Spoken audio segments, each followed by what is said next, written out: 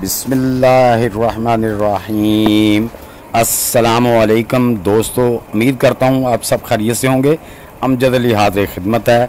आज मैं बताऊँगा कि पौधों को लीव कर्ल क्यों होता है, पत्ते ऊपर को मुड़ जाते हैं या नीचे को, इसकी वजह क्या होती है और इसका इलाज कैसे करें, कौन सी स्प्रे करें ताकि पौधा बिल्कुल ठीक हो जाए और उस पर फूल भी आए और फल भी लगे।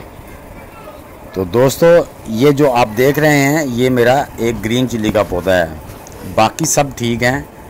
तो इसको लीव कर्ल हुआ और तेज़ी से होता ही गया। मैंने इसको पौधों से अलग कर दिया। तो जो स्प्रे की मैंने, कैल्शियम दिया, पोटाश दी इसको, लेकिन उसके बावजूद इसके पत्ते सीधे नहीं हो रहे थे। तो अब हम इसके साथ क्या करें कि हमारा पौधा ज़ाया भी ना हो, इसके फिर से बड़े सेहतमंद पत्ते निकले, उस पर फूल आए और फल भी लगे। तो दोस्तों, ये बातें सब जानने के लिए कि वीडियो को एंड तक ज़रूर देखना ताकि आप पूरा प्रोसेस समझ सकें, ताकि आप अपने पौधों को, बीमार पौधों को बीमारी से बचा सकें। तो दोस्तों, ये आपको मैं इसलिए दिखा रहा हूँ बार बार। ये देखें, इसके पत्ते चुड़मुड़ हो गए हैं बिल्कुल।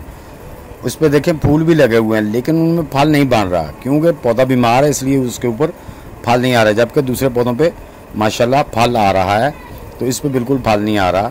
मैं ज़रा क्लोज़ करके कैमरा इसकी कंप्लेंट भी दिखाने की कोशिश करता हूँ कि ये आप देख रहे हैं पत्ते मुड़ रहे हैं और उनका साइज़ भी छोटा हो गया है। तो दोस्तों, अब हम इसको करेंगे क्या, हम इसकी जो है ना हार्ड प्रूनिंग कर देंगे।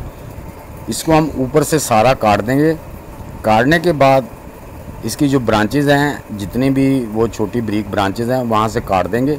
तो दोस्तों, आपने भी इस तरह अपने पौधे की जो ब्रांचेज़ हैं ऊपर से रख के, तकरीबन आपने 8-9 इंच रख के जो है ना ऊपर से ब्रीक वाली ब्रांचें काट देनी है।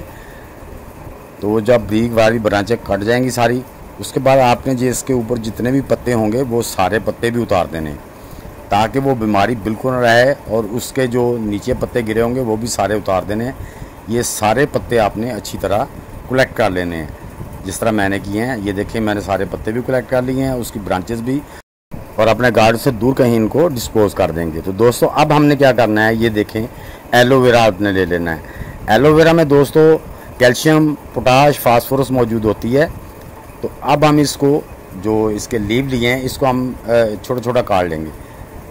छोटा छोटा इसलिए काटना कि ताकि हम जब इसको ग्राइंड करें तो ये आराम से ग्राइंड हो जाए। तो इस तरह दोस्तों आपने भी इनको सबको ये इस साइज़ में छोटा छोटा ब्रीक ब्रीक काट लेना है।